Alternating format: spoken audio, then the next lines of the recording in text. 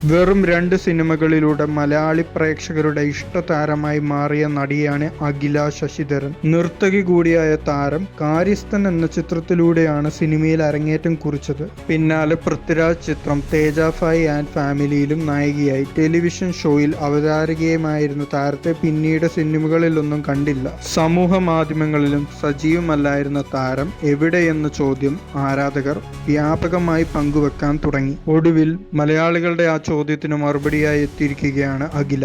മറ്റു കലാപരമായ കാര്യങ്ങളിൽ സജീവമായിരുന്നതിനാലാണ് സിനിമയിൽ കാണാതിരുന്നതെന്ന് ഒരു യൂട്യൂബ് ചാനലിന് നൽകിയ അഭിമുഖത്തിൽ അഖില പറയുന്നത്. എവിടെയായിരുന്നു എന്ന് ചോദിച്ചാൽ ഇവിടെയൊക്കെ തന്നെ ഉണ്ടായിരുന്നു. കലാപരമായ കാര്യങ്ങളുമായി മുന്നോട്ട് പോവുകയായിരുന്നു.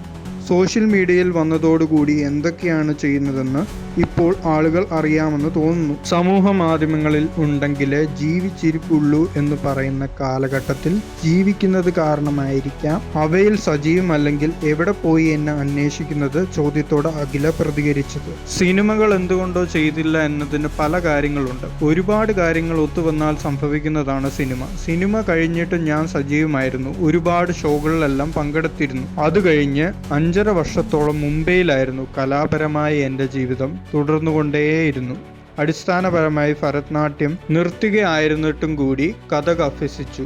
അത് പെർഫോം ചെയ്യാൻ തുടങ്ങി. ഒരുപാട് പെർഫോം ചെയ്തു. അവർ കൂട്ടിച്ചേർത്തു.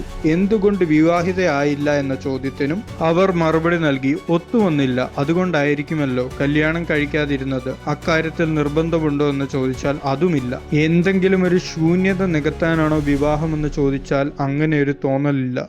ജീവിതത്തിൽ എന്തെങ്കിലും കൂടുതലായി ചേർക്കുകയോ അർത്ഥം കൊണ്ടുവരികയോ ആണെങ്കിൽ അത് പരിഗണിക്കും, അഖില പറഞ്ഞു.